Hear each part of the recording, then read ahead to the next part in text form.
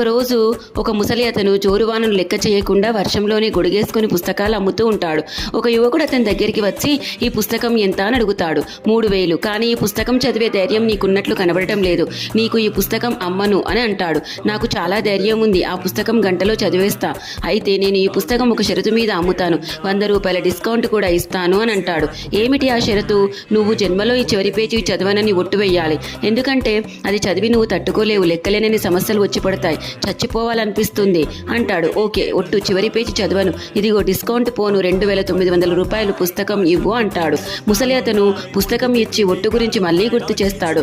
అలాగేనని ఆ పుస్తకం తీసుకుని ఇంటికి వెళ్లి భయంగా మొత్తం గబగబా చదివేశాడు. చివరి పేజీ వచ్చేసరికి ఒట్టు జ్ఞాపకం వచ్చి ఆ పేజీ తిప్పలేదు. ఓ వారం రోజులు అతి కష్టం మీద ఓపిక పడతాడు. ఇక తట్టుకోలేక పుస్తకం చివరి పేజీ తెరిచి చూశాడు. మూర్ఛపోయాడు. ఇంతకీ లాస్ట్ పేజీలో